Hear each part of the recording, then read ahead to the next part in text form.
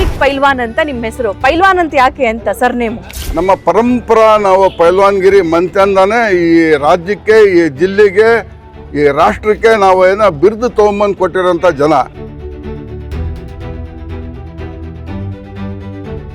ಮುಸ್ಲಿಮ್ಸಿಗೆ ಗುರ್ತಿಸ್ಬೇಕಂತ ಹೇಳಿದ್ರೆ ಹಳಬ ಸಾದಿಕ್ ಪೈಲ್ವಾನಿಗಂತ ಗುರ್ತಿಸ್ತಾರ ಅಂತೇಳಿ ಈ ನಾನು ಮಾಧ್ಯಮದ ಮೂಲಕ, ಈ ಸಮಾಜದ ಮೂಲಕ ನಾನು ಹೇಳಕ್ ಇಷ್ಟಪಡ್ತೀನಿ. ಓಕೆ, ನೀವೇನೋ ಅವ್ರು ಗುರ್ತಿಸ್ಬೇಕು ಅನ್ನೋ ಈ ಆಸೆ ನಿಮಗಿದೆ, ಬಟ್ ಅವ್ರ ಮನೇಲೆ ಇಬ್ರು ಕ್ಯಾಂಡಿಡೇಟ್ ಇದ್ದಾರೆ ಅಂತ ಹೇಳ್ತಿದ್ದಾರೆ. ಬಹಳ ಆದಷ್ಟು ಮಟ್ಟಿಗೆ ಅದು ಅನ್ನೋ ಲೆಕ್ಕಕ್ಕಿಲ್ಲ ಅನ್ನೋ ಕಾಣಿಸ್ತಿದೆ.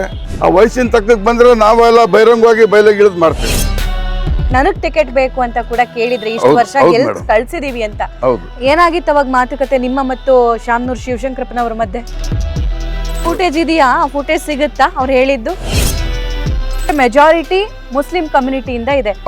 ಬರೀ 75,000 ವೋಟ್ ಬಂದ್ರೆ ನೀವು ಗೆಲ್ತೀರಾ? ಸಾಧ್ಯನಾ? ಸಾದಿಕ್ ಅಣ್ಣ, ಸಾದಿಕ್ ಪೈಲ್ವಾನ್ರೆ, ಅಧ್ಯಕ್ಷರೇ ಈಗ ಆಗ ಅಂತ ಹೇಳ್ತಾರೆ. ನನ್ನ ಕೈಲಿ ಏನ್ ಆಗ್ತೈತಿ ಅದು ದೇವ್ರ ಜಿಲ್ಲೆ ಜನಗಳಿಗೆ ಸ್ಪಂದಿಸ್ಕಂತ ಮಾತಾಡ್ಕಂತ ವಿಶ್ವಾಸದಲ್ಲಿ ಬಂದಿದ್ದೇನೆ ನಾನು.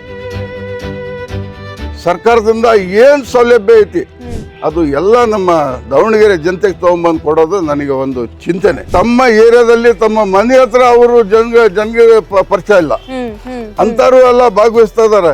ನಾನು ಯಾಕೆ ಭಾಗವಹಿಸಬಾರ್ದು?